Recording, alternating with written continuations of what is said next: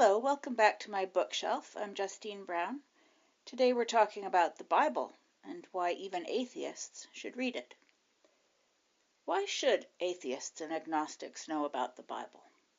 Because it has been one of the great shaping narratives of Western culture. We miss a crucial dimension of literature, to say nothing of art history, without a basic knowledge of the prose and poetry texts that make up the Bible. Not only is the Bible constantly referenced in literature, it is also echoed structurally, and its stories are reworked at every turn. And that is not all. The Bible is, at the very least, a great read, full of poetry, drama, and adventure. The book as we know it is composed of two main parts, the Old and New Testaments. The Old Testament, composed in Hebrew, is the Jewish part, the holy texts of the Jewish people, or Torah. The New Testament, much briefer than the Old, was written in Greek by the followers of Jesus Christ in the century or so after his crucifixion in Jerusalem in 33 AD. For Christians, the Old Testament is prophecy that finds fulfillment in the New Testament. The first part of the Bible is seen to anticipate the second part. The second part answers the first. The principal answer to the Old Testament comes in the person of Jesus Christ. In his most celebrated discourse, the Sermon on the Mount, Jesus is clear about this. Quote, "Do not suppose that I have come to abolish the law and prophets," he says, meaning the holy texts of Judaism. "I did not come to abolish, but to complete." These texts often mention the figure of the Messiah, the one who will appear to lead the Jewish people. For Christians, Jesus is that Messiah. The word Christ means Messiah. That is why a Christian service, such as a Mass, will always feature a reading from the Old Testament, coupled with a corresponding reading from the New. The Bible begins with myth-making. By the word myth, we mean a story that people ritually tell themselves as a way of constituting, explaining, and reproducing themselves as a people. The myth saturates existence with meaning. We know many biblical myths, even if we were raised without formal religion. The creation of the world through a series of divine decrees. Let there be light, and there was light.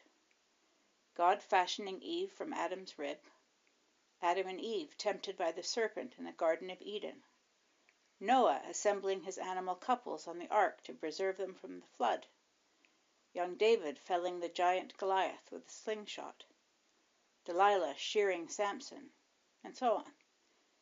These stories are continually retold in painting, song, cartoon, and even advert. Biblical myths remain a part of our cultural fabric. When reading the Bible, it is helpful to consider Carl Jung's theory of archetypes. Jung, the Viennese psychoanalyst who rivaled his teacher, Sigmund Freud, believed that certain meaningful characters, the hero, the damsel in distress, the temptress, the creature of nightmare, and so on, appear across world mythologies. These universal archetypes are products of the collective unconscious, he argued. They can be found the world over, and they unite world mythologies. They can also be found in dreams. Jung believed that mythologies were more similar than they were different, or, at the very least, that their similarities were more worthy of our attention than their differences. The first of these, the hero, the man who personifies the hopes and ambitions of humanity. Heroes are strong, but they are not invulnerable. 'Tis the combination of strength and vulnerability that makes them appealing. Flawlessness is not very interesting in a character. A person's weak spot is known as his or her Achilles' heel. Achilles is, of course, the great hero of Homer's Iliad. To guard against his death, which had been foretold, his mother, Thetis, dipped him in the strength-giving waters of the river Styx. But she held him by the heel, which was left untouched. Ultimately, he was shot with a poison arrow in this precise spot. He is wondrously strong, but this chink in his armor makes him human, and that is what holds our interest. In the Bible, Adam, Moses, David, and Jesus are all versions of the hero archetype. Each one is admirable, each one is vulnerable. Adam, Moses, and David have character flaws, but Jesus' weakness, his suffering human body, is also his strength. Without his pierceable flesh, the sacrifice of the crucifixion would have been impossible, meaningless. It is arguable that the early Christian theologians, who assembled the Bible as we know it, were themselves working with a theory of archetypes. As we know, the Bible is structured as prophecy, Old Testament, and fulfillment, New Testament. Characters from the first part are seen to correspond to characters from the second part. Adam, the first or old man, corresponds to Jesus, the new man. Jesus is the redeemed Adam. He is the new Adam. They are facets of the same hero archetype. When Adam disobeys God, eating the forbidden fruit in paradise, he falls into the state known as original sin. All human beings are fallen. The term post-lapsarian refers to our state as a result of Adam's fall. Fallenness is a useful concept psychologically. It can sound severe or melancholy, but it is actually helpful. Original sin is, among other ways, a way of accounting for our sense that our best days lie behind us, our feeling that some sort of golden age has been lost, and that things are somehow tainted, that we are fragile. It can help us with the fact of our own and other people's imperfection. It can help us to forgive ourselves and others. Until we accept that all of us are flawed, we will be quick to judge and quick to dismiss friends and lovers from our lives.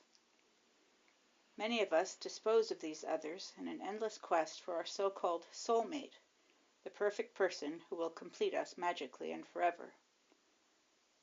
It is a psychological reality that while human beings can imagine perfection, they cannot achieve it, or not for very long.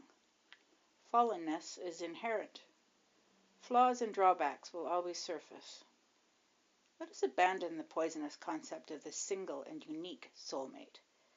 Let us instead embrace the humane goal of joining forces with the beloved, whose imperfections we can live with, and who feels the same way about us. The fact that we frequently conceive of ideals without being able to experience them is one of the things that led Plato to posit his theory of the realm of ideas. According to this model, the ultimate reality of things lies on another level entirely. For Plato, our world is just a shadow of this ultimate reality. Many parallels exist between philosophers such as Plato and Christian theologians like St. Paul.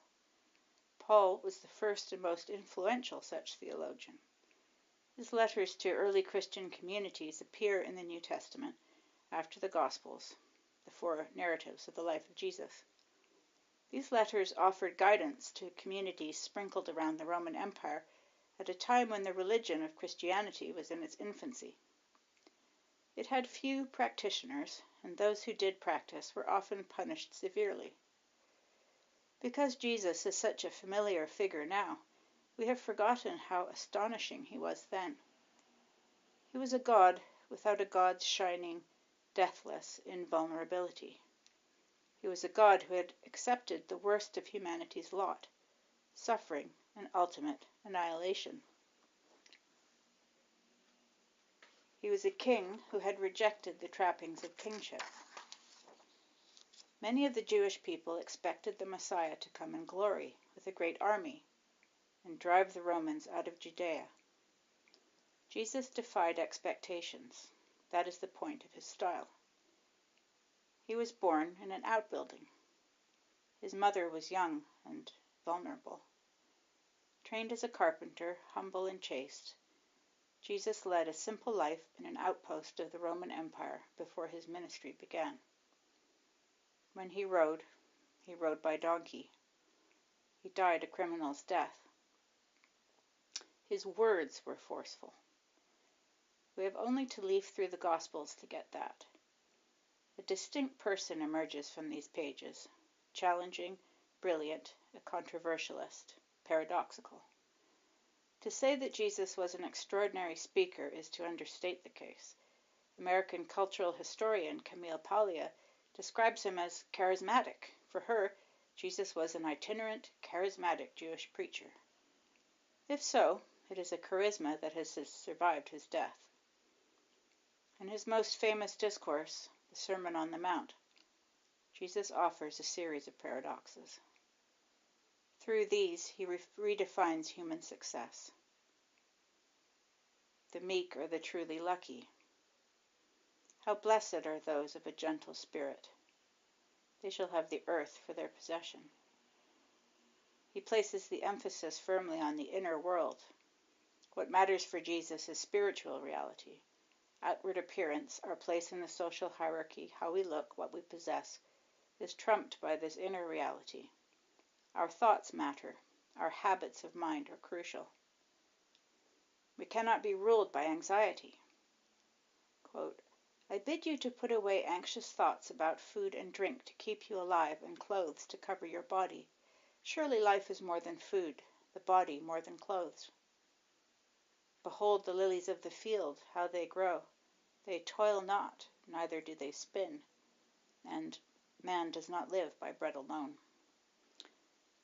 Jesus enjoins listeners to look first to the state of their own minds, their own rather than anyone else's. Quote, why do you look at the speck of sawdust in your brother's eye, with never a thought for the great plank in your own?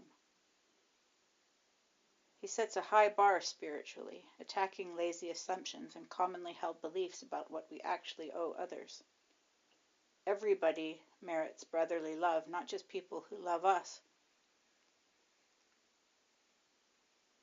He says, you have learned, love your neighbor, hate your enemy.